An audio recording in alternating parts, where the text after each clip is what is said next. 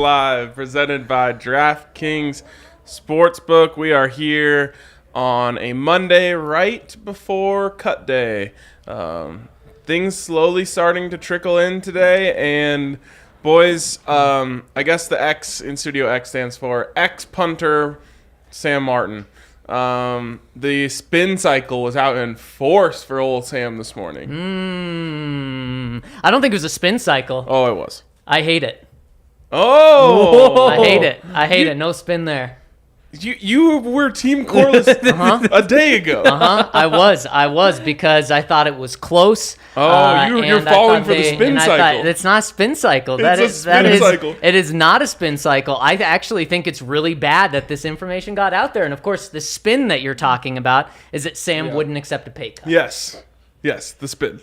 How is that? I think that's a really bad look for the team. So I don't think the team would want that out there. No, the team isn't who put it out there. The agent is who put it out there. So the agent was like, the Rappaport tweet, which broke the news, was absolutely hilarious. Because it was like, Denver Broncos punter and all-time leader in net punting and fifth best something or other last year, refused to take a pay cut and is thus being released by the team. And it was like, no, that's not what happened. He lost a punting competition. That's what happened. He didn't lose the competition, though. Corliss Waitman was better.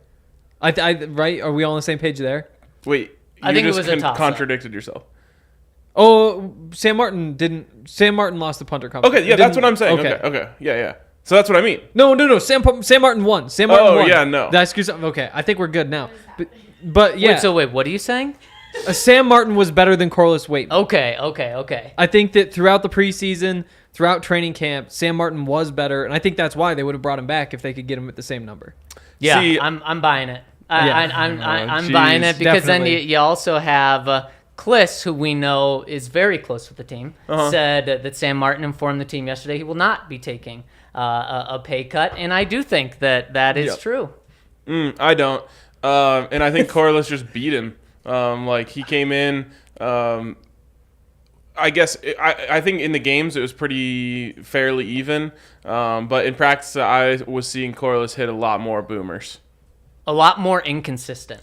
And I think that is something that you do look for. And in fact, I asked Dwayne Stukes what he was looking for, and he said consistency. Yeah, well, that's definitely not what they went with. Like, you're going to get 42 yards consistent out of Sam Martin every time. Ryan, you know why they didn't go with consistency? Because going not with consistency was cheaper because Sam Martin wouldn't take a pay cut. And you know what? No, upside. I don't blame Sam Martin for not taking I don't blame Sam Martin for not taking a pay cut. Did I say DK presenting sponsor? I think I did. You did. Yeah, about 4 seconds in again. Let's go. Let's go. Trust me, I'm not having to apologize to you in the future anytime. I had to apologize to you guys about the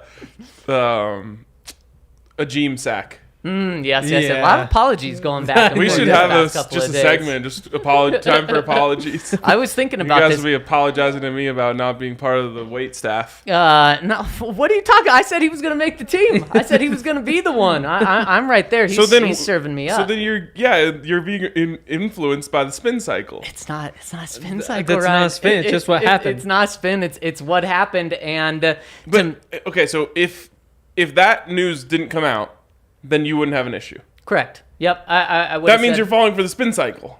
It's not a spin cycle, though. It's not a It's just a thing that happened. You would have been like, yeah, he won the job. I would have said it was very close, and yeah, so they went with the younger guy. And that's exactly what happened. No, they wanted to keep Sam. Yes. They wanted him to be the guy. He wouldn't take a pay cut. And that's just what's out there, Ryan. I got to go with the real information. And why I hate this is this team isn't Trevor Siemian, Paxton Lynch, Case Keenum at quarterback. This team is out there to win a Super Bowl. You got to be keeping the best players on your team, not trying to save $1.4 million, which is what this move did. Right, and if Sam was better, and if they wanted to keep him by asking him to take a pay cut, they're acknowledging that Sam's better. Yep. And by moving on from him, they're saying, we're just trying to save $1 million. Yep. No, so I think you're close. I think you're really close. But what happened here was it was almost a dead tie. Okay. and they're like, okay, well, tie goes to the cheaper, right? Okay, sure. But they were like, well, we should give the incumbent, Sam Martin, a chance to lower himself to that number, and then if he does that, then we'll keep him. He has like rapport with, Brandon McManus. We're confident in his holding abilities, that sort of stuff. And so I think that's what happened is they're like, hey, this is close. We're going to have the tiebreaker be the money. Unless you want to drop yourself down to that number, then we'll go tiebreaker goes to the more experienced. But you said it was very close. You said it was almost a tie. Who was better?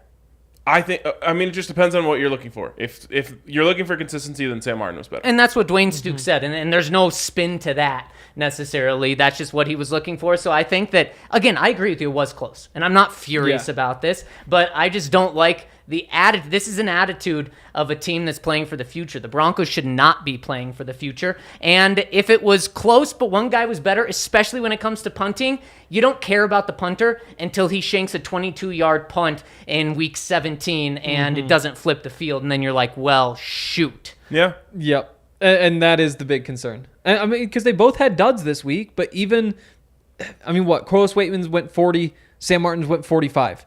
And both of them, you're just like, these aren't really what you want. But it still is the misses. What was are the better net, for Martin. though, on those punts? I do not know the net on the punts. But I do know that it would be important to note because a 45-yard punt that gets returned 15 is way worse than a 40-yard punt that gets returned for 0. Very true. But at the same time, like, that's not all just on the punter. Like, it is true that I think distance-wise, they're about equal. Waitman has a little bit better hang time. He has a much bigger leg. You think so? Yeah, for sure. Yeah, I think his hang time is better. I just think his ability, like, in terms of like who can hit the longer punt, if they went in a 10 punt competition, Corliss would win by like a pretty wide margin. If I were to guess, just based off of what I saw in the preseason. I agree. I shouldn't say in the preseason. What I saw in practice. I think the leg strength is definitely better with Corliss. I still think I still say it's about the same. Okay. I'm so happy we were having a heated debate about the punter. And it's segment one, awesome. of course. This rules. But Hank, I think regardless of the strength, the accuracy and the placement is way better with Sam Martin. Oh, totally. Yeah. I think that, and then he hits the ball more consistently too. Yeah, I mean, I think there's like you can talk yourself into it as a GM, being like, we're going to save money. He's clearly I think it's funny to talk about the punter, but he has the higher upside, and where I would hate this is if Dwayne Stukes came out, next time he talks and he's like, yeah, like we'll see what happens. He's like not in, because I felt like from day one that's where he was leaning. Was toward Corliss. Yep. I mean, the fact that they kept him around this whole time showed that it was close and that they wanted him. How about this, though? What about a little Brett Kern action rejoining the Broncos? I love Kern. Yeah, I mean, sign me up. Like, as much as Corliss crew for life. You're willing to ditch him. Shout out to the wait staff. You obviously take the experienced punter who's been one of the best punters in the NFL for years and years. Yeah, the 3-time Pro Bowler, made that 3 times in a row going back 5 years. The past 2 years, he still averaged 45 yards a punt this past year. He's got the juice. And then do you reverse? Did I miss something there? The juice? Are you familiar with like the social media trend that's sweeping the nation? Porn. No, I guess not. You're not in on the corn. I know. Yeah. Oh, you know what? Everybody Monica did say that one time, and I was like, oh, okay. I don't get it at all. I love corn. Yeah. Big lump with knobs. It's got the juice. Can't imagine a more beautiful thing. Wow. No, none of it's hitting. You should check that out. It's really good. You good, really wholesome should. content. I see. So very good job combining those two things there. That's why I said I love Kern. Right. Yeah. I thought that had to be a social media trend. Yeah. What's funny is that the Titans, like 2 days ago, did a parody of that where they said, we love Kern, and then they cut him. They just love CSU Rams more. Yeah, I mean, again, they're doing the exact same thing that the Broncos are doing. Or they're just taking the cheaper punter. I don't think I saw a report come out, though, about the Titans asking Kern to take a discount, a pay cut. I don't think they tried to throw that spin out there. Yeah, I mean, maybe you aren't paying attention to the spin close enough. I bet you, or they just had so much respect for Kern that they didn't want to ask for a pay cut. That's probably it. Too much respect for the punter. Because I got to say, I mean, this is going even further down this The rabbit Broncos hole. did the same thing with Britton Colquitt. Yeah, it was Britton. And they probably shouldn't have. Not that anything that happened. It last was few Britton years Colquitt or matters, Riley but- Dixon, and they asked Britton Colquitt to take a pay cut. He said no, and they went with Riley Dixon. I don't know, Riley Dixon. I mean, he was a championship punter last year. He was. Riley Dixon was dope. I was kind of pissed when they got rid of him. Yeah. Broncos have now made a couple mistakes getting. Oh, rid of they got punters. rid of him for Marquette King. Yep, exactly. And then Marquette King flamed out, fought with media, and was Multiple gone times. quickly. Yep, exactly. But And then the punting saga. Then Colby Wadman hasn't been good. No, How long is Corliss certainly Waitman hasn't. here? Over under season and a half? Say week 8 of next year? There's a chance he's not even here tomorrow. That's what I was just going to say. When it comes to the 3 specialists, we know Brandon McManus is going to be here. I think there's 0% chance that Jacob Obenmeyer is here. I think he's probably going to make the roster. And then on Wednesday, they're going to bring another long snapper in, and he's going to be out. And I wouldn't be shocked if that happens at punter as well. Yeah. The thing is, if saving money at punter is a priority, you're not going to get Brett Kern for the vet min. But why? You shouldn't be saving money when you're in this stance right now. I agree. You're not going to go and spend $7 million on Brett Exactly. Kern, obviously. But if it's $2.5 million that you're going to pay for Sam, just give that to Brett. Maybe that's the play here. Yeah. Also, man, being a punter sucks. Like, Brett Kern. Oh, whoa! I don't know about that. I just mean all he's done is be essentially the best punter in the league for the Titans, and they're just like, oh, we're gonna draft over you to get a younger, cheaper guy. Mm-hmm. Wow. I mean, that's exactly how long snapper should be. Yeah. It should be like that. Yep. And it's the same thing the Bills did. They were just idiots. Like. Oh yes, exactly. I mean, they just were like. I mean, think about this. You're upset that the Broncos are trying to save a couple million at punter. The Bills were trying to do the same thing, but they were willing to sit back and wait on a rape accusation to potentially save a couple $1 million and potentially get a couple yards of field position. They 100% deserve that they lost their other punter right before this came out. Which again, what? Yeah. We now know. I think that they knew about it in July at some point. Yep. He's July 31st. They still cut Hawk. Go everyone but the Bills this year. Yeah, I mean, and the Browns, I would say. Oh, yep. Oh, do they play this year? Yeah, at crazy. least they actually cut it's true. the punter. It's very true. Instead of giving him a $450 million contract. Yikes. Wow. It is crazy. I haven't thought about the Browns at all this week. No. Just been hope the Titans have bad things happen. The Bills, sorry. Now you hope Kern. now you hope LaVisca runs all over the Browns week 1. Oh, dude, Baker, revenge game. I'm so in on that. He's going off. 350, 3 tuds, no picks. Oh, I would not bet against it. Hell yeah. And then he's probably just going to be okay the rest of the year. All right, any other punting takes? No. I think that's it. I think that's all my hate. All right. I don't think I hate any of the other moves. There's 5 other official moves. I'm going to read a name. You guys can give a reaction or not. Okay. Cornerback Bless Austin. God bless. I could have expected that one. He'll go somewhere though.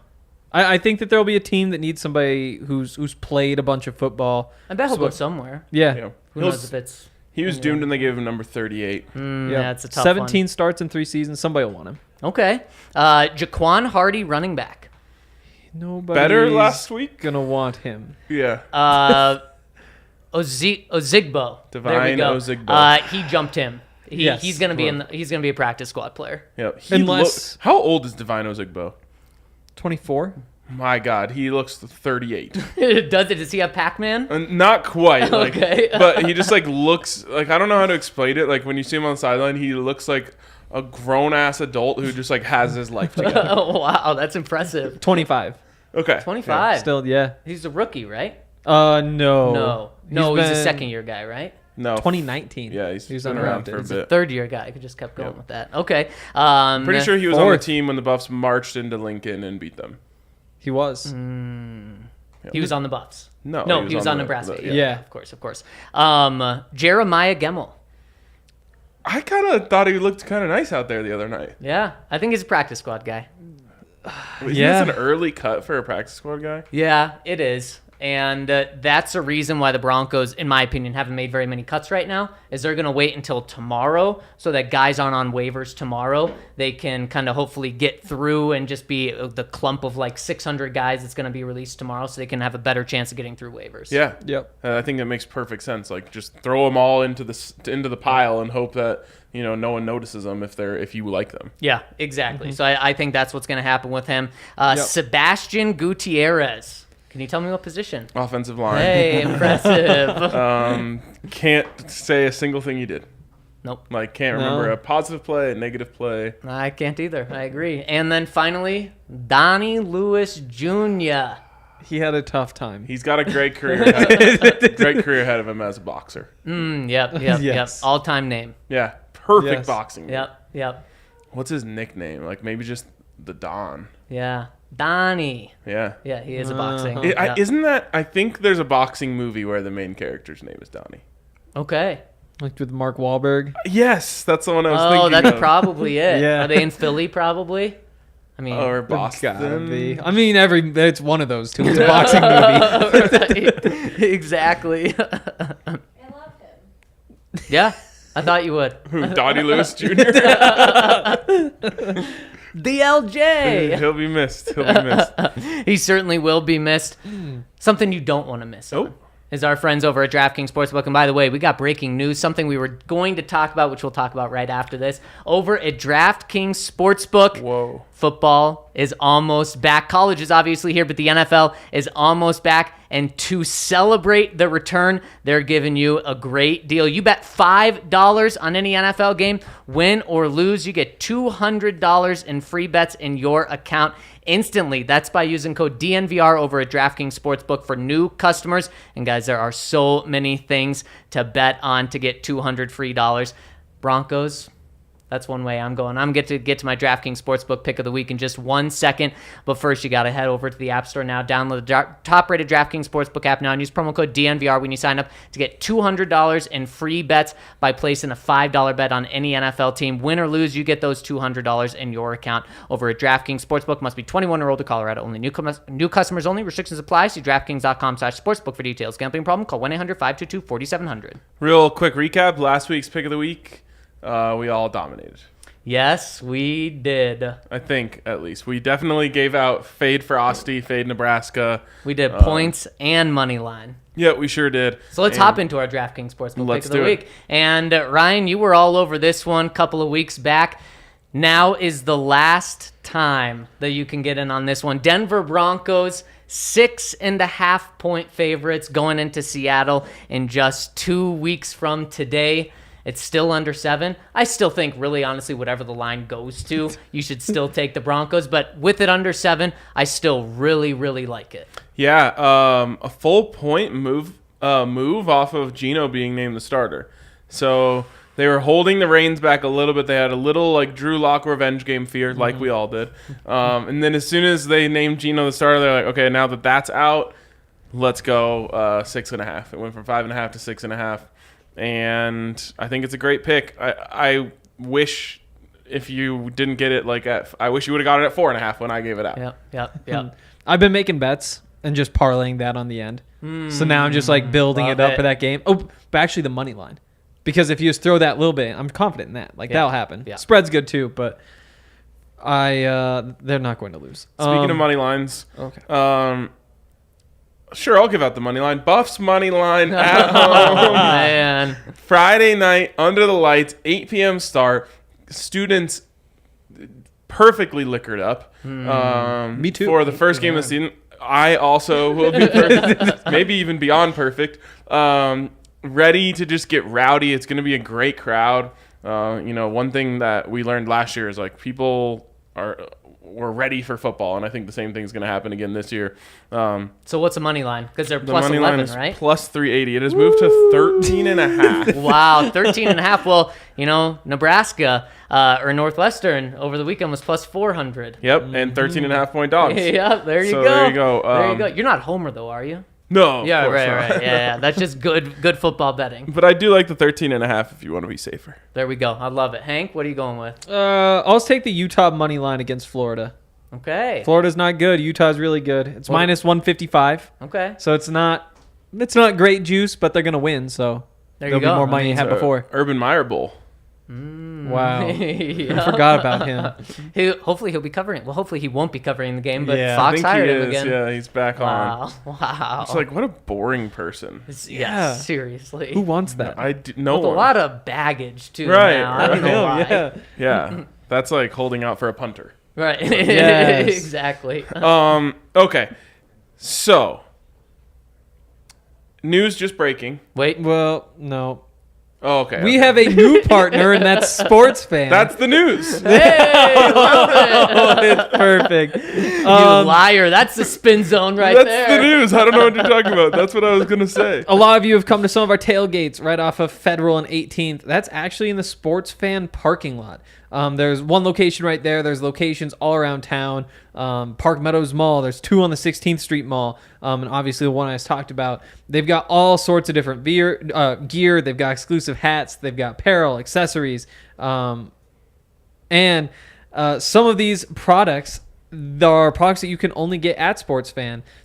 You can get opposing team gear if you're into that, but don't do that. So just go get some For, Broncos like, gear. That's the like- place to go. Sports Fan is for You got to them. bring your like lame friend in from out of town, Right. and like they forgot a jacket or something, Yeah. and then they can go get one for their stupid team. Or if you want to get Kobe Bryant, Rockies jersey. Wow, a little inside tailgate joke there. Yeah, actually, Sports Fan is really sick.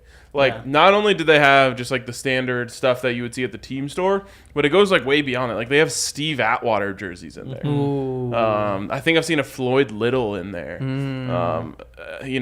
Anything you need, great hats, great shirts, all that good stuff.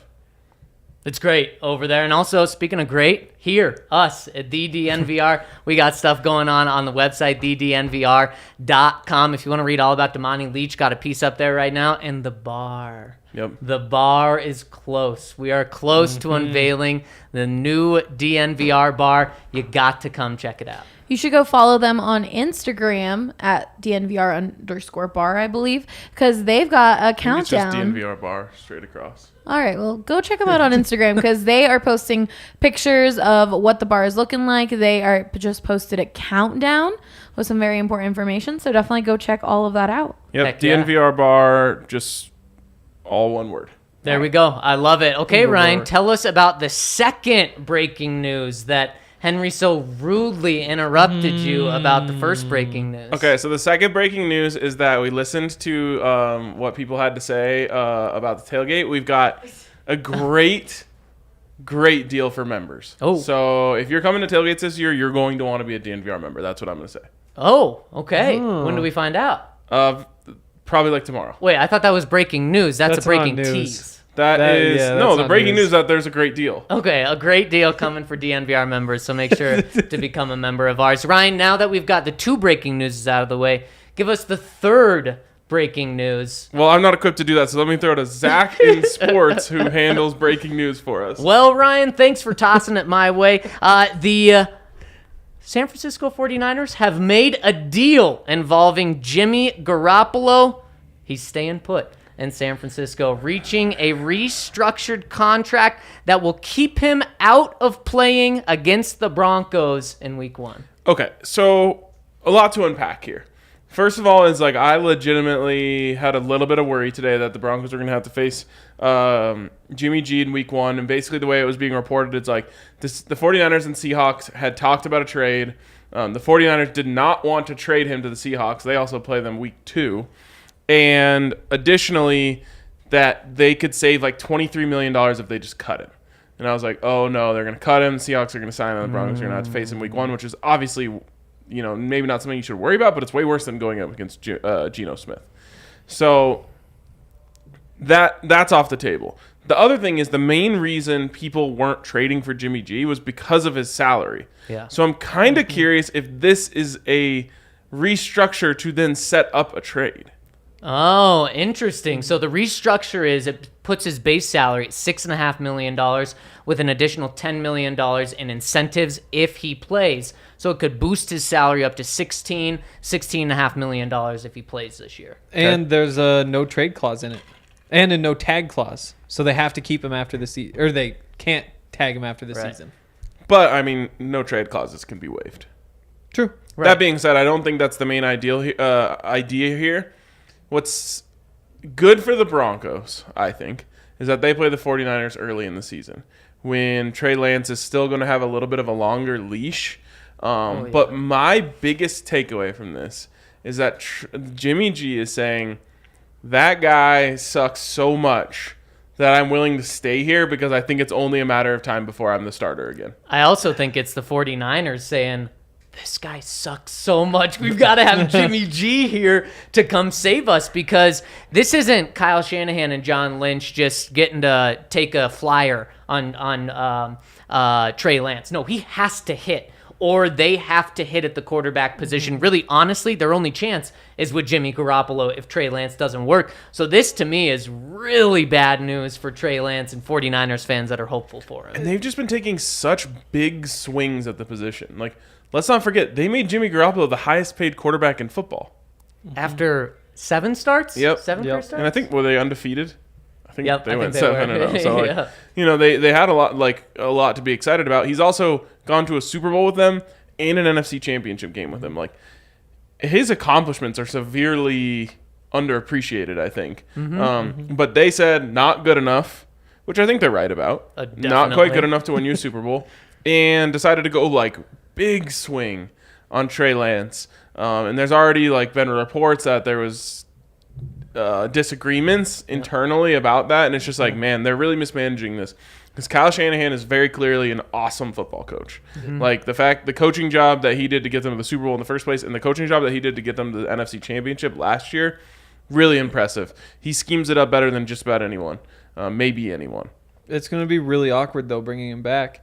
They didn't give him a playbook during camp. He wasn't out there on the field practicing. He also ghosted them for weeks on end. I love it. I love it. But he would just go out there and do his own workouts. He wouldn't go to practice. He wasn't going to the meetings or anything. It's almost like they're just adding a new player now, and it's going to be that'd just be very uncomfortable to be a part of. Hey, Jimmy, good to see you, bud. Here's your playbook that we withheld. Yeah. I love it. And not only the fact that Trey Lance is going to have a long leash when the Broncos play him in week 3, but there's potentially still going to be some drama floating around there because we're only talking a month away until this game between them. And Trey Lance is also still going to be extremely fresh and raw. Now, we know what that can be. We saw what Patrick Mahomes did his first year as a starter, and that was really bad for opposing teams. I don't think Trey Lance is going to be that, so I think it's going to be a lot better for the Broncos defense. Yeah, how long is the Trey Lance leash? I mean, A year and a half. Okay, so from now. he's the starter as long as healthy through all 16 or 17 games this season. I think so.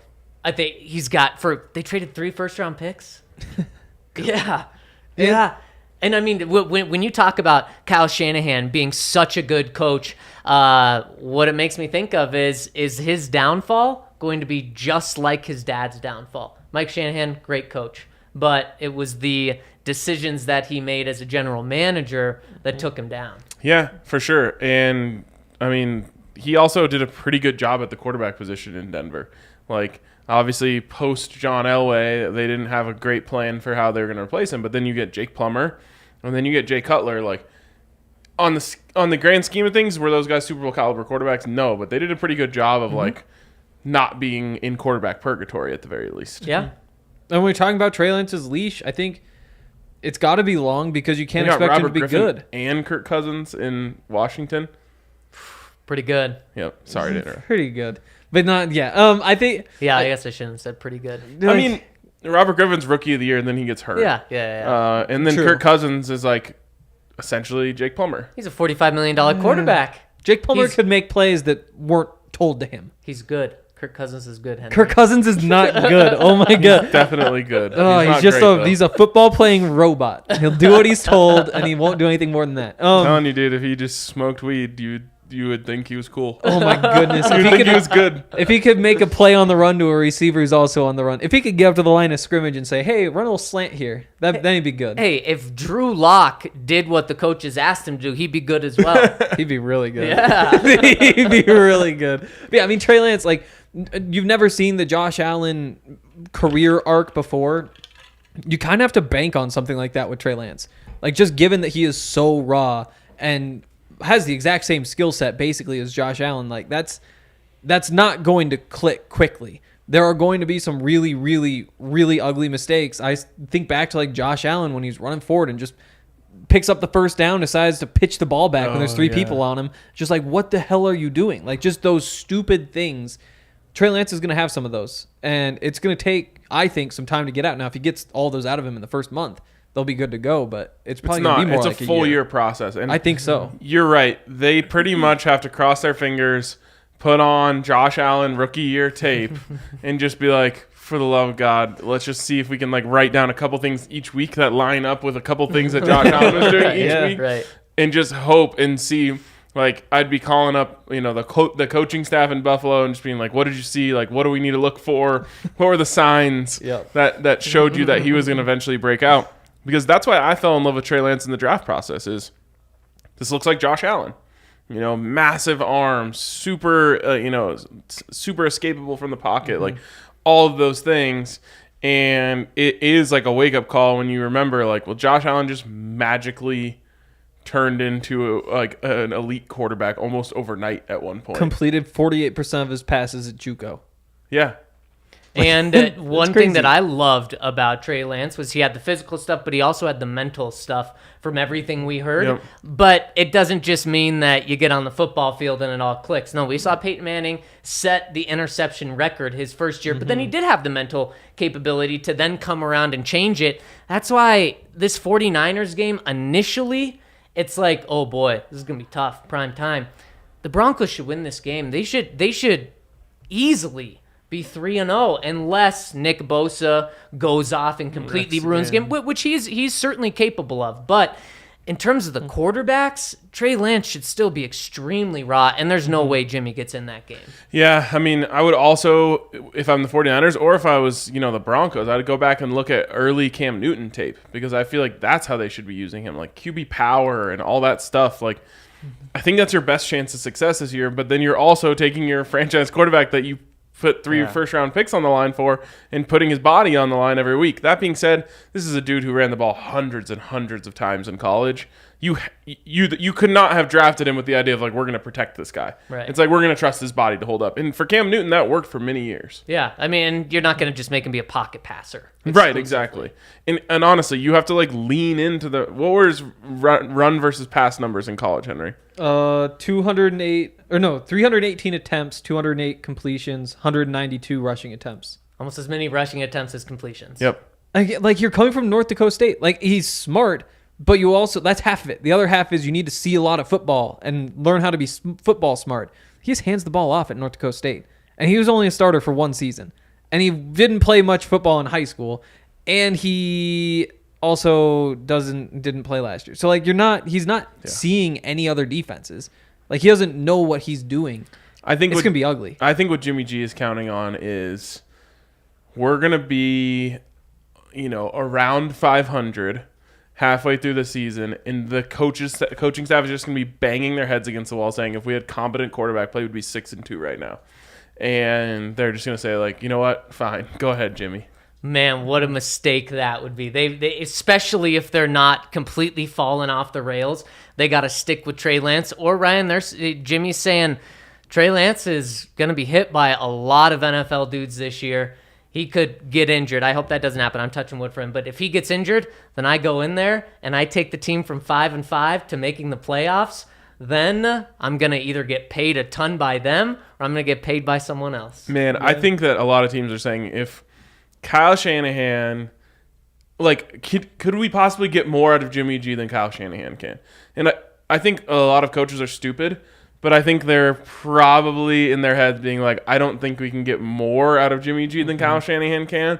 And so that's his ceiling. And they're over there saying, like, this is not good enough for us to win a Super Bowl.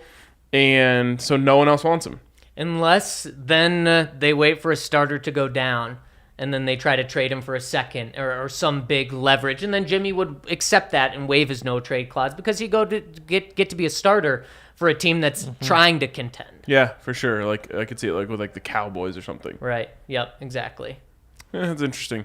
Your Broncos don't have to face him in week 1. However, even if the Broncos did have to face him in week 1 against the Seattle Seahawks, I wouldn't be worried. Now, he is an upgrade over Geno Smith. Right. But probably moves the line back to 4.5. But with 2 weeks Exactly. before the game? Especially for him. Yeah, that to me, especially for him, a guy that hasn't been around football this year, it wouldn't scare me. No. It wouldn't scare me. It would just mean like it would make me think like, okay, the defense is going to really have to be like on their P's and Q's, or else there's going to be some long like 11, 12, 13 play drives that go down and score. I'm worried about the Trey Lance 75-yard touchdown ball against the Broncos, but then I think it could be followed up with 2 interceptions. Yep. Yeah, you're right. I mean, the way that Trey Lance, like even just the situation in San Francisco should tell you the Broncos should be 3-0. Yeah, they really should be. And it's kind of thinking about last year. We said the Broncos should be 3-0, and they certainly were. Now, the Broncos didn't have Russell Wilson last year to continue that momentum, but we really should be looking at another good start. All right, boys, tell me about Damani Leech. Oh, man, I got to tell you, I think the Broncos hired a great person for this role, and it just makes me think about the future of this organization. So far, George Paton, it seems like he is crushing the football side of the ops, and you look at his counterpart, who is now Damani Leech, seems like he has his head on straight and is going to be running this team in a great direction. And then the guy that both of those guys are going to be reporting to, Greg Penner and the Walton Penner Group, the richest owners, seems like the Broncos are set up for so much success moving forward. Yeah, I think it makes sense to get somebody like Damani Leech with his background when you are Greg Penner. Like, you're coming in, you don't really know football. Well, he's been in the league office for 8 years. And so, like, he's seen everything. He's been a part of all those conversations. Sometimes it's fun to find, like, an outsider, somebody who came up in one of the franchise, whatever. I think that just going straight to the league office, somebody who's kind of paid attention to everything that happens everywhere, should have a really good grasp on what needs to be done. Yeah, and so really the only concern you would have with his background is that he's never been with a team individually. He started off, he was an intern with the PGA, and then he was in the NCAA, obviously just on that side, wasn't with the school, then moved into the NFL league office and has been with them. And with Greg Penner not having any background within an NFL organization, that would be the only concern here. But Damani Leech, just the leader he is and the experience he is, I wouldn't be concerned about that at all. He graduated from Princeton. He played football in Princeton. His wife is a professor from Princeton. I mean, their daughter's going to the University of Chicago. So, I mean, he's got everything going in the right direction. And he is going to lead the business side, the stadium side, which is interesting. We'll talk about that in a second. And he is not going to overlap with the football operations. So he and George Paton are side by side, that one of them's not in front of the other. Hopefully he doesn't leech off of taxpayer money to build a new stadium. That would be Greg Penner doing if he did that. But kind of the 2 things that I think people want to know is stadium. Yep. He said, guess what he called Empire Field Mile High today? Mile High. No. Guess how he classified it. World class. World class stadium, yes. And then he followed it up by saying, that is one of my jobs, is to explore that and evaluate. And so to me, that was bad news for the keep it in Denver. Now, he could be evaluating it and turn around and say, yeah, it's a world-class stadium. We're going to keep it here. Or he could mean, I'm going to evaluate the land out by DIA. We're going to see how affordable we can get it, how much we can get. So to me, he did say world-class, and they followed it up right away with a pretty big disclaimer. Real quick, I want to say my favorite thing he said when asked, like, why did you leave the league office to come to a team? He said it's about winning. And, like, I have to imagine that's a real thing. Yeah. Like, you can't win in the league office. Nope.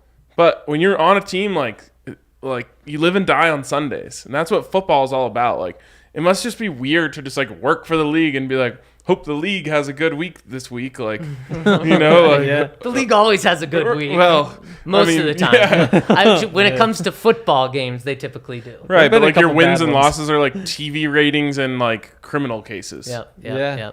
And that just can't be that fun. No.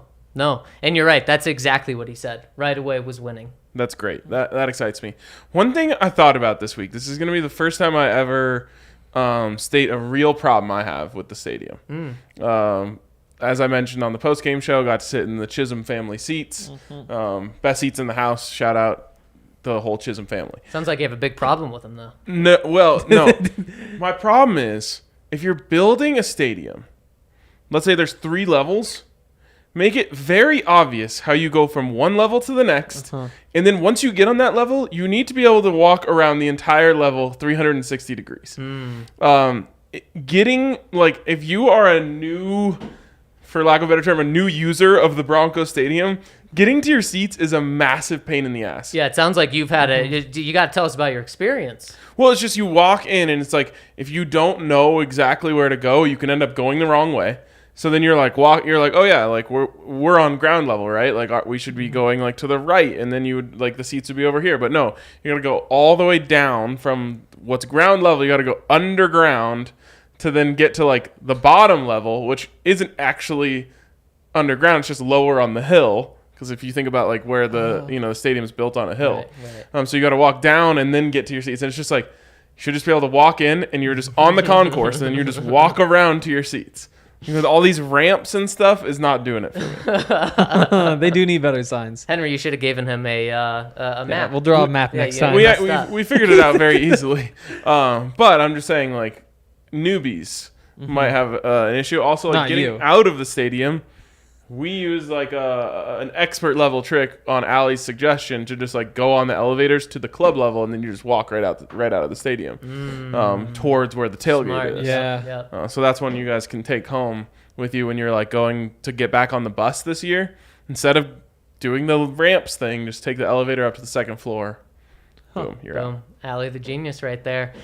Speaking of other things he said and hinted at, uniforms. Henry, to me, it was pretty clear they are going to be getting new uniforms. Now, I don't expect it to be within the next month, obviously not for this season, but that is something that I would very much expect come next off season, that the Broncos are unveiling new uniforms or in the process of getting fan feedback about new uniforms, because when Damani was asked about it, he said, I don't want to make any decisions and announcements day one, but you got to be forward thinking and you got to do what the fans want. And I think fans are ready for change, and I think that's very, very clear to Greg Penner and Damani Leech. And what Greg Penner said was, the main thing I've learned in a few weeks is that there are a lot of opinions of the uniforms. I've not formed any conclusions yet. I realized like I think highly of myself, but I legitimately don't think there's a better person to talk to in the world about what the Broncos' new uniforms should look like than me. Wow. I don't know. Okay. I don't know.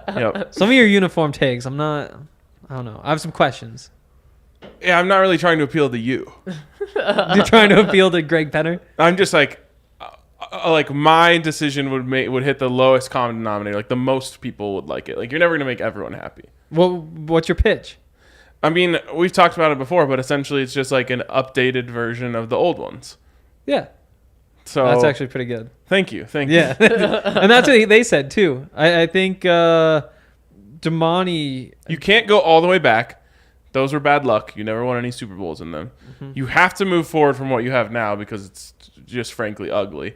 And you can just marry the two things together. I personally am team keep the navy blue. So keep navy blue, take the old uniform concept, update the D, but not in like a intrusive way. Like one of the best things about that D is it was like looked hand drawn. So don't give me some like computerized weird looking Bronco thing. Like keep the the character of it. Exactly. Don't do anything with the current Bronco head. Like don't try to like repurpose that in any way. Like we just have to go away from that. And bring back the D. My only argument is that it has to be orange. The stadium looks so good when everybody's wearing orange. I'm okay with keeping orange as a big part of the colors. I'm just saying like navy blue, not royal blue. Ooh, give me the royal. Yeah, give me the royal. Yeah, No. yeah. Let's Give me be the royal. forward Give me thinking. the royal. You're too far in the past, Ryan. No, that's going in the past would be going to the uniforms from the 80s. Oh, you're talking about way in the. I thought you said you can't go way in the past. No, I'm saying keep the navy. Okay. The navy is the best part of the current uniform. No. I like the royal. Yeah, I blue. like the royal. Okay, well, you guys are just wrong. But That's why I'm the expert here. Jay here is saying just give teams alternates like the NBA does. no, I think that's the NBA does. I hate it. There's Okay, so many. And The they problem with change the every NBA year. is just changing it every year, and I get they're just doing it to just leech money off of people. But It's awful. like once the Nuggets had the black skylines, It's like, why did we give those up? just keep those forever. yeah. Like, oh, that's our alternate uniform. Cool. We There's never need to oh. change. God, that's so bad. I can't. Also, believe they did apparently, that. they're the Mile High City ones are going away this year. Yeah. Which, again, it's like that's the best one we They had change last every year. year. It's so don't stupid. they? Yeah, it's No, terrible. the Mile High City one had been around for Like like three. 3-ish years. But yeah, I mean, the other thing Damani Leech said was that you have to try and balance history and tradition, and 3 Super Bowls wearing this uniform, Yep. but That's why you understanding keep the that Navy. tastes evolve. Navy You know, so- equals Super Bowls. It's a very clear like formula. Except that they won the year they went orange. Or no, it wasn't the year. That was 3 years later. It doesn't matter. Navy was a part of it. Orange has always been a part of everything, Oh. except for the brown and yellow days. Bring those back, baby. But orange is what has never changed. So that's not a variable that affected Super Bowls. As soon as you went to navy blue, boom, Super Bowls. Obvious choice. a really cool thing that he said was his first experience with Broncos country was the 2015 AFC Championship game, where of course the Broncos beat the Patriots 20-18 with the dramatic ending in the end zone, with the Pats going for 2 and not getting it. And that's a really cool first experience to have within the team that you're going to work for. I would venture to guess, because of like athletic greens and adaptogens, humans have gotten louder over time, and so I would say that's the loudest moment in Denver football history. That was what the media told him, or at least in the new stadium. Yeah, I mean, I believe it. Like, I just think like, again, pro recency bias. That had to be the loudest moment ever. Yeah, very well could have been. Hell yeah! Beat Tom Brady. Peyton Manning's last game against Tom. Honestly, an epic game. Tom's looking old. Like literally does. just Oof. in the face. I'm scared for him. He's Something doing is some weird going stuff. on. Yeah. He's He doing some looks weird bad. Yeah. I don't know if it's just like weird plastic surgery, weird drugs, weird Yeah. stuff is happening. He looks sick. Yeah, Like, he does. it's Maybe he's trying the Aaron weird. Rodgers, and for everyone that doesn't probably work out. Yeah, that is true. Can't be doing the oh gosh, what was that thing called? Ashwagandha? No, not the cleanse. The Oh, yeah, it starts with a P, right? Ayahuasca. no, ayahuasca is the drug. Tom, Panchakarma? yeah, I think that's right. Yeah. Wow. Panchakarma cleanse. Tom's quote was great, though. What? You know, I'm 45. There's a lot of shit going on. I know, and I was like, yeah, dude, go home. Right. Nobody wants you here. Giselle wants you. Yeah, dude, like we know a lot. You're 45. You got a lot of shit going on. Leave football. What is he still doing here? I don't know. I mean, he's Being a still really nightmare to good. everyone. Yep. So yeah, there you go. Anything else? Anything else on Damani? That was that was it. I think the Broncos are in really good hands. I have one thing I want to say, and I wish this isn't something that needed to be brought up, but it is. I think I commend the Broncos' new ownership for the way that they have made a diverse staff across their ownership group, across the people that they have hired.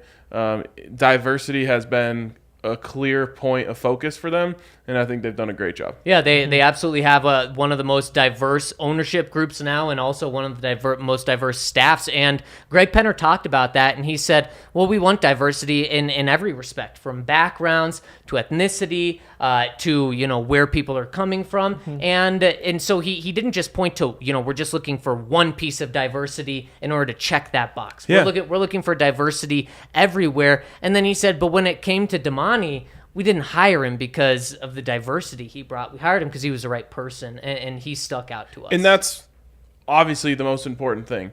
But I also think it's important to have diverse voices in the room. Of course. In everything from Damani Leech to Kelly Klein, like the Broncos as an organization, I think, you know, from the early Vic Fangio era, which is just like a bunch of old people, Now you have like a diverse. There's men, there's women, black, white. Like it's just nice to see, and I think it's something that Broncos fans can be proud of. Absolutely, I completely agree. All right, what else we got to talk about? Well, we got to talk about Mile High sliders, which are delicious. Just amazing. Again, second tailgate in a row and second time that I've just seen so many people walking around the tailgate just in awe of how good the sliders Crushing are. sliders. You have got to try these out at the tailgate, but if you want to try them out on your own, they do catering events. They do events if you want to make your work. You can give them a call at 720-375-3464 to book for any event in the metro area. You can check out their Facebook group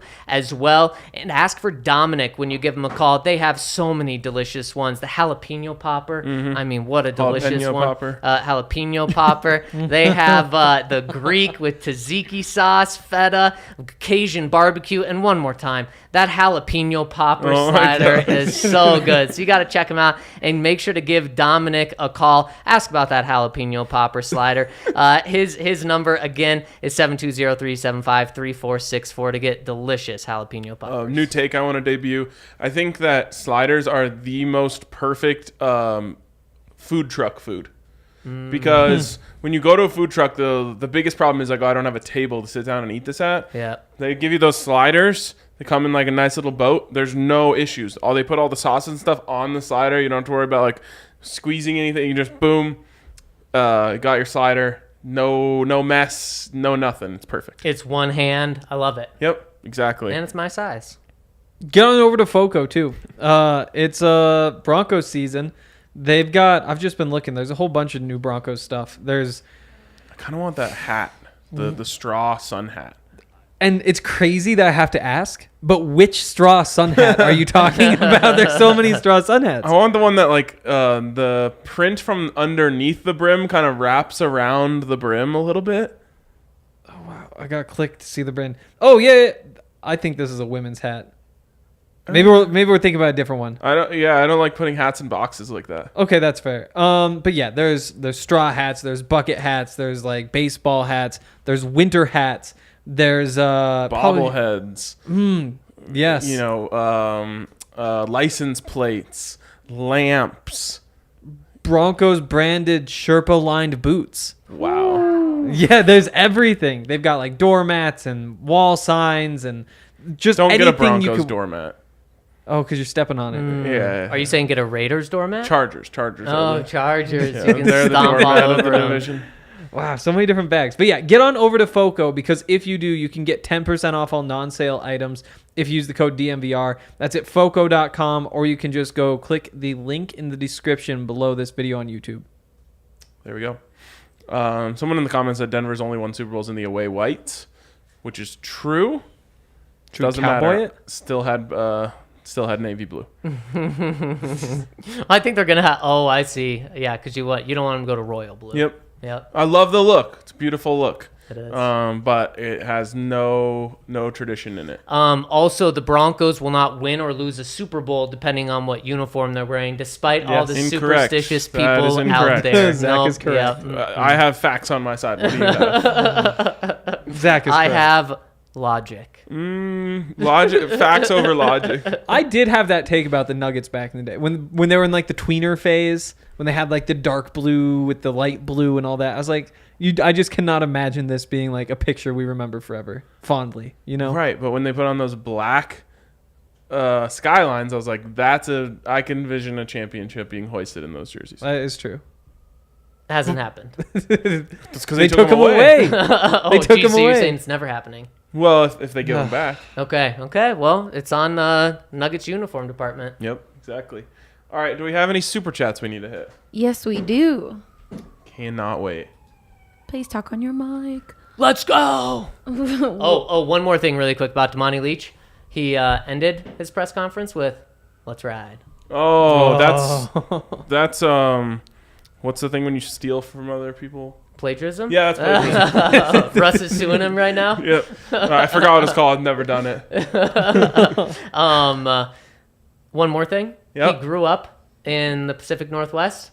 You know who his team was? Seahawks. Seattle Seahawks. That's probably rough. Just putting together like his childhood with like how bad the Seahawks were back then. It's true. Yeah. And then earlier this year, he saw Russ leave, but now he gets Russ. Nice. Yep. That's huge. I did see so like I haven't taken in much joy in watching people fight over the Seattle quarterback competition. I did take a lot of joy out of someone like wrote on like I think it was Greg Bell his post. It was like, how did we get here, dude? Like 3 months ago, Russell Wilson was our quarterback. What happened? And I was like, that sucks. Oh, man. My favorite was when we were in the press box and we saw that video for the first time, and somebody responded and just said, "This season's gonna be a blast." It's like, no, it is not. It is not. Buddy. All right, what do we got, Allie? All right. We have Wet Taters sending some cyber love from Iowa. Love you dudes and your content. Thank you. See you week 3 at the bar and the tailgate. Let's go. Heck yeah, I love it. Thank you. Wet Tater? Wet Yes. Tater. Love it. Iowa best corn. Yep. Iowa, not to be confused with ayahuasca. So true. Wouldn't we say best Kern? Am I picking it up? No. Corn. Corn. Okay. Yeah. Little kid who sings a song about corn. Well, he doesn't sing it. He just said it. He just and said then it. they turned it into a song, which is the song of the summer. Yeah. Oh, yeah. I will yeah. not be watching that. You Okay. will be. I will not be watching I'm that. going to play it right now. You won't be able to run away. All right. Josh here said we have got to do something about this creepy head that's been in Zach's crotch for the past 2 weeks. Open your eyes. Peyton. Or is it? Come on, Peyton. Oh, dude, now it looks like you're pushing the head down. No, I'm not pushing it down. I was giving him a head massage. Oh, Peyton. That's Peyton. I mean, Do Josh a favor. Let's move it over a little. no. I'll go No. even more relaxed with him there. All right, Fathead said, I was watching the pod from the other day and was crying, laughing, watching you guys talk about how many Zacs could block Boye, who? Boye Mafe. Mafe, let's ride, hashtag 420, hashtag let's ride. Maybe with Gino, we can take a couple Zacks off. Oh. Wow. You really just have to play like cover 27 hard flat. Yeah. Yeah. Over and 27. I'd have to, how many Zacks on DK? Oh, God. I feel like I don't you just think there's need a an amount. line. Because they, You just throw what it are they going high? to do? Stack each other on his shoulders? Yes, there needs to be stacking involved for sure. Wow. I don't think there's an amount of Zacs that could stop DK. Or I'd press him at the line. Oh, for those 5 you could have yards. enough For those Zacs to 5 just stop him. yards. 5 from yards ever of getting off Zacs the just line. packed in. Yeah, I'd probably have to go mini deep. Oh, just 13 Zacs. There you go. All right, we're back in. Yep, we're back. All right, our hack says, felt great to see Mike Boone flash. Yes. It did. It did. I hope they use him in some role this year. And I think you use him when you have two backs on the field. Love to see Booner flashing. Whoa, late Yeah. night Booner flashing? Wow. Oh, See, boy. again, he did that thing again. No, it was late night. It was a late night game. Yeah, it was. Honestly, I think he's the shiftiest back they have, and that's got to be worth something. He certainly looks like it. Yeah. It's tough to do with Javonte there. He's not shifty in the same way. No, he's just maul you over. Although Mike Boone was putting his shoulder down a couple of times. I like to see the power too. Yeah, he's going to make you miss in just a different way. Like the little jump cuts and all that. Right, exactly. We saw a lot of whoop Yep. in his game. For sure. The last one he had was sick. Like it was off on the flat, and he like stiff armed a dude, juked another dude, got out of a tackle. It was like, geez, this looks like a Barry Sanders highlight. Seriously. Speaking of Boomer, did you see Bill Belichick greet him today? Oh, Chris Berman? I'm sorry, that's who I meant. Yes. Oh, yeah, his nickname is Boomer. Yeah. Did you see how No. he... Oh, my gosh. Did you see it? No. I've never seen Bill Belichick be so happy to see a human. Wow. It was incredible. That is hilarious. Even just gave him the opportunity to have the first question. Wow. Yeah. He said kind something of annoying. like, "Wow, we're blessed with greatness today," and he was being 100% serious. He wasn't being like rude or anything. That is Yeah. hilarious. It adds up, though. Like, Yeah. who would Bill Belichick really like to see? I bet Chris Berman's that guy. Right. It's like late night ESPN, Yeah. just highlights. Yeah. I would think like only like old school football coaches. Right. Like, oh, like Bill Cowher. Yeah, he's excited Right. to see Bill Cowher. You Right. know, like I would have never guessed any person whose job was actually started in the media. Right. Yeah. It's very true. Should we hop into the comment section? We have one more Oh. super chat here. Colton saying, poor RK and his PTSD with supporting sponsors. Mainly about your presenting sponsor, how you're like, wait, I did it, yeah. I did it, right? Oh, that is Yeah. true. I doubted myself. Yeah. Yeah. Speaking of doubting yourself, watch the Manti Te'o doc last night. Have you seen it yet? I've seen episode 1. Yeah, how did you stop? I have a really tough time with my fiance making it through shows. So we made it through the first one. Maybe tonight's the time we finish it. All right, there you go. I didn't realize there were multiple. It's 2 1 hour. It's 2 parts only of 1 two. hour. Two's Yeah. manageable. Yeah. Well, it's like a new series by Netflix called like Untold. So this is their first. No free advertisement, please. Thank you. By a hate that kind of thing. subscription-based company. Yeah, it was really good. I had no idea. When I saw there was multiple episodes, I saw there were 1 hour episodes. I had no idea how many there were. But when I sat down and pressed play, I was like, It doesn't however matter. long it takes, we'll be here. That's a dangerous game, especially if you start late night, because there could easily be 7 or 8. I think we started at like 8 p.m. Okay. So no matter what, like, I was finishing. Even if there was Wow, 8, that's I would have impressive. finished. Wow. That is impressive. Wow. Because if I don't, then I never will. Right. So Yeah. it's like one and done or Wow. nothing. Okay. Well, I mean, my fiance shares those similar traits. Yep. It was very frustrating, just the whole story.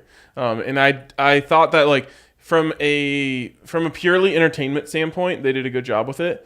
But they just left out so many important pieces. Well, did it have to do because Manti was a producer on it, so he didn't want those details? Or are you saying like even details that wouldn't hurt him? No, I thought that I just thought the biggest miss, and I tweeted this out this morning, is that they didn't talk about how. So like they have these 2 guys who wrote it from Deadspin as characters in the story, and they just never talk about how the entire public reaction was their fault. Like they wrote it, and I went back and read it because I was like, man, I remember thinking after I read that story, like, wow, this is all Manti. He did all of this. Oh, And yeah. I was like, maybe I was just wrong about that. So I went back and read it last night, and I'm like, no, they're clearly trying to push you in a direction without saying it. Like Manti Te'o used the naive media to build up his own like Heisman Trophy story, so he could get this. And I remember like thinking that, and I talked to a friend this morning, and they were like, so wait, he didn't make her up? Like that was like the Right, public right, opinion was right. he made her up, and that's all because of the Deadspin story and the way that they wrote it. And the Deadspin guys just get patted on the back the whole time. They're like, yeah, we just wanted to expose ESPN for like telling the story without fact checking it. It's like, no, you wanted to, you really wanted the story to lead you to point that Manti Te'o made her up, and it never did, and you still allowed, because they even admit they rushed the story. Right. They wanted to push it that way. They never got like the facts to back it up, but they've got quotes in there of being like, a friend of a friend said they're 80% sure he's in on it. And it's just like, then everyone believed that. No one else really cared about what the information that came out afterwards, because it was already determined like this was all him. Yeah. And that's the sad part. And obviously there was some, he probably should have picked up on some red flags when Absolutely. he would never meet her, but still, I feel so bad for him. Yeah, and I just, if the story would have broken as if he's a victim of a catfishing thing, it never would have, like, there wouldn't have been the jokes. Like, because there's, Right. like, Yeah. now you look back and you see Yeah. the jokes that were being made, and you're like, man, that's really mean-spirited now that you think about it. Like, Yeah. now we know the whole story. Yeah. Those would have never come out if that was the story. No, you're 100% right. And, like, he would have gotten, joked on a little Yeah. bit because it's embarrassing, but not in the same way. No, I completely agree. So, anyways, that's my Manti Te'o rant. Maybe his draft stock doesn't fall either. I don't think it does, He's a first-round pick. for sure. Well, And then then- real bust then. Well, he played 7 years He did. in the NFL, which is kind of crazy. And he also talks about how he had like that weighing on his shoulder. Like that made things hard. Yeah. He just mentally wasn't there the big thing was like his anxiety, like all this. He said he describes it in there. Not to give too many spoilers, but like he describes it as like after all of that happened, all of a sudden he started doubting himself. Like he's like, I used to just get on the field and just go, and then all of a sudden I was out there like, don't screw up, don't miss a tackle, don't do this. Like he says for the first 3 years in the NFL, his legs were just numb when he was on the field, and he was like, I can't. How do I make this go away? Oh gosh, that's awful. Yeah. So I think that it completely changed his life, and I 100%. fully like obviously the person who did that to him is the most at fault. But right there in second place is Deadspin. And they just get let off the hook. Interesting. Well, I'm glad you're crushing them for it. Yeah, thanks. All right, let's go to the comment section, which I can't access right now. First one coming in from Melbourne Broncos says, my boys, who do you think gets more sacks, Chubb, Gregory, or Browning? I think all 3 get over 10, but one will stand out. The real stuff is here. Hallelujah. If they all get over 10, this team is winning the AFC West. This team is in the AFC Championship game. Yep. Did 36 last year? Is that right? As a team? I think so. Sounds about right. So, yeah, if you're going over 10, so that's 33 from those guys. I'd like to know. Yeah, I'd like to know if any team in the NFL had 3 double-digit sacks. My guess is no. I would guess definitely not. Yeah. Will any of them have 3? Have double digits? Yeah. Yep. Yeah. I'm sorry. I'll say one. Yeah. Yes, one of them gets it. Baron Browning won't. No. It won't be Baron Browning, Chubb, or Gregory. Chubb. Eileen Chubb. Okay, I'll go Gregory. Okay. Left or right? Just kidding. Wait, what? Nothing. I thought it was a joke that I could put together in my head, and I just wasn't able to. Don't go into it. Yeah. It's one of those. Just keep going. 12 players have more than 10 sacks last year. And none of them were on the same team. Correct. Or at least 3 of them. There were definitely none with 3. So then, none with 2. Not even with any with 2. Holy cow. Yep. That's kind of shocking. Yeah. So odds are that's not going to happen. Yep. Okay, next one coming in from, I just lost it. Coming in from Big Hankstan says, the cut Melvin Gordon because Mike Boone is better Twitter narrative is incredible. Just marvelously. This isn't real. He says, do people actually study football before exclaiming such proclamations? I suspect not. Stanley Claus. I can imagine one person said this on Twitter. There can't be like a group of people that are like pushing this narrative. I feel like it would have come across mine. I saw one person in my mentions suggest it as like a question, not as a statement. But So I mean, we've talked about it before. No, we've talked about it before. The Broncos fans don't like Melvin Gordon. Mm-hmm. So anytime they have, like any chance they get to write him off, they're gonna try. And aren't preseason darlings and camp darlings always fans' favorite? No, I'm not saying. Well, no, that's what Mike Boone is up to this point. He is just a camp preseason darling here in Broncos country. I'm not saying he can't be more, but that's what he is. Yep. So people love him. And a guy who's at a Hall of Fame pace when he starts games. Twice he started. Yes.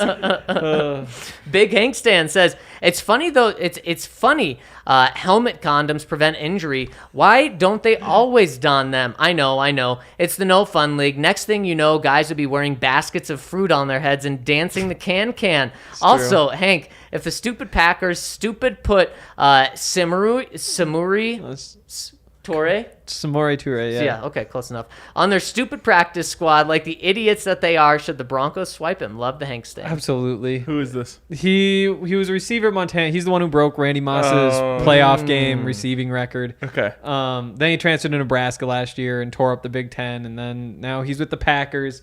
He's been incredible, but they've got a bunch of guys right there. Can anyone that goes like 4-8 tear up the Big Ten? That's the thing, is they still suck. I don't know if you've heard about those close games. Yes, it's been so frustrating because then Montana had the best punter in the FCS last year. He won like the award or whatever. Now he's at Nebraska. Oh yeah, he looks pretty good in that game. He did. Montana took 2 Nebraska defensive linemen, and one of them funnel. Yeah, one of them they're flipping to tackle. And everybody up in Missoula, like the coaching staff, has just been laughing, saying like, these idiots coaching Nebraska, they have no idea what they're doing. I don't know why they tried to play this guy as a defensive lineman. This is an actual awesome left tackle.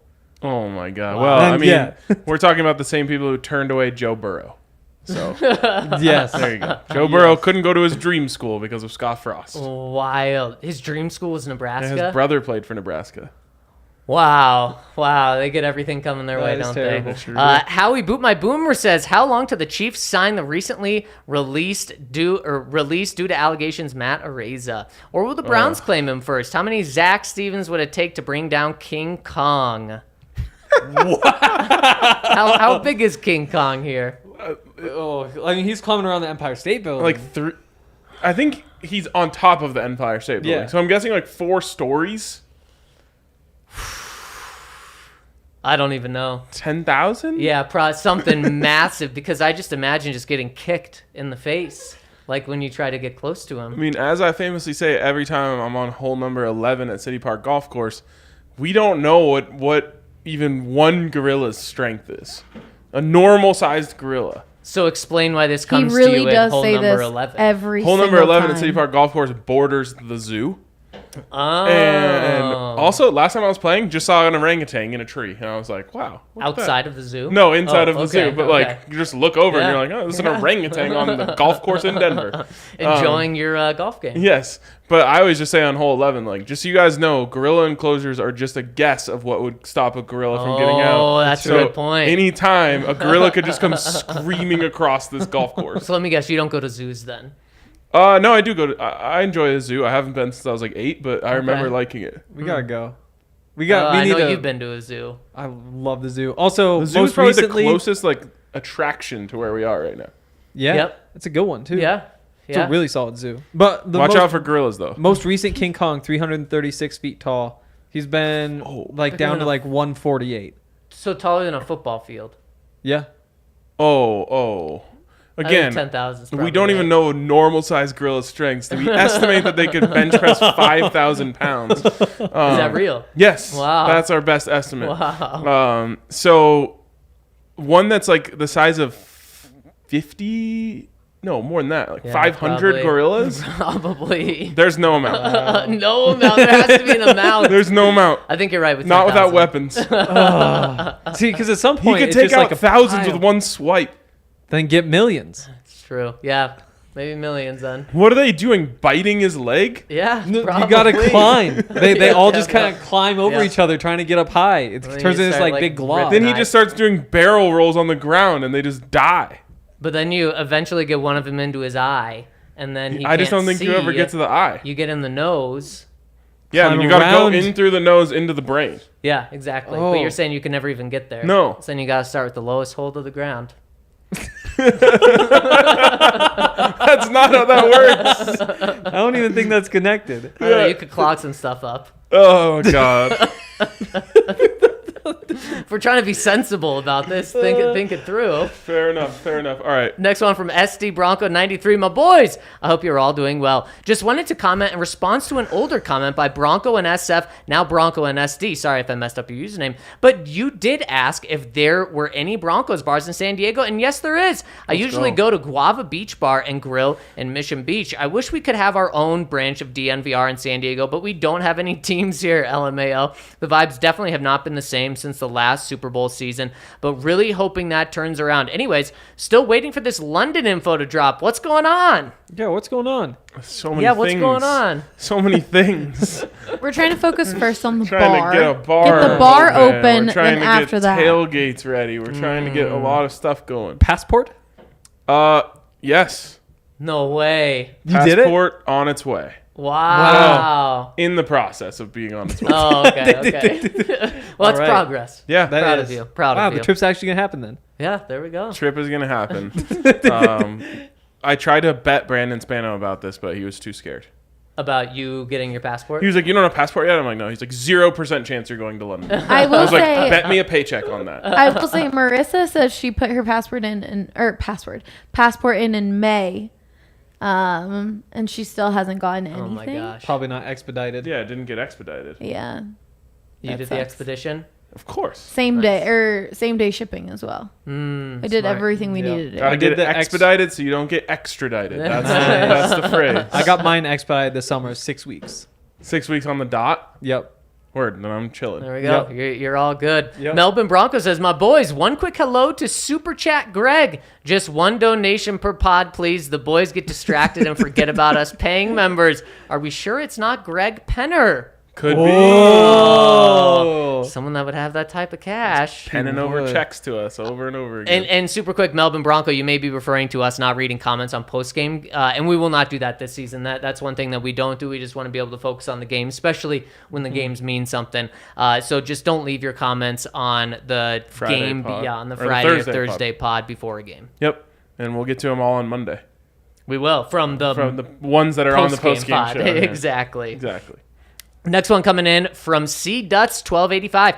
My boys, thank God the preseason is over. Meaningless football is still way better than no football, but I'm going stir crazy, waiting to see Russ and the Broncos kick the living bleep out of the Seahawks for fantasy football purposes. In a PPR league, would you guys take Cortland or Judy? And what are your early score predictions for week 1 with the spread continuing to rise? Any good Broncos related team names for fantasy football? Currently my squad is named Rusty's, LOL. Can't wait to make it out to DNVR in the tailgate for the Niners game Sunday night. I know it'll be electric and ain't scared of a bar. As always, go Broncos and go DNVR. I ain't scared of a bar either. He also sent me a screenshot of a same-game parlay he made last year. Check this out. Cooper Kupp, anytime touchdown score. Deebo Samuel, anytime touchdown score. George Kittle, anytime touchdown score. Cooper Kupp to score 2 touchdowns. Matt Stafford over 277.5 yards. Cam Akers 40+ rushing yards. Deebo Samuel 25+ rushing yards. George Kittle 25+ receiving yards. Odell Beckham 70+ receiving yards. $45 bet for $10,000. Oh my God!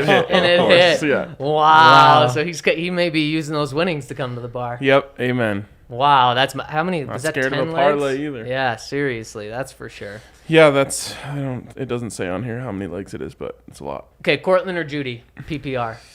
Judy. That's what I'd go with too. Yeah, for the upside. There you go. We're taking Judy. Next one coming in from Big Hank Stan. Nope, we already read that one. That last one from Nash Bronco says, I liked a few things about Saturday's game. 1, maximum effort from every player. I felt in years past that this was not always the case and did not see this from the Vikings. 2, the bounce back from a loss. I promise I'm not making too much of this, but it was cool to clearly see points of emphasis reflected in both the game plan and execution. 3, Hackett's locker room speech, talking about appreciating each player and calling on the players to love on each other.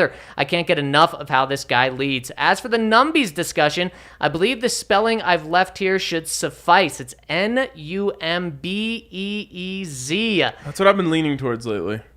So you're listening to the people. Yep. Okay, Yep. I appreciate that. He says, I know Zach is big time and deserves all the professional respect that comes with the honorific, so I will refrain from using this nickname often, but I will do my best to quietly maintain it in the background.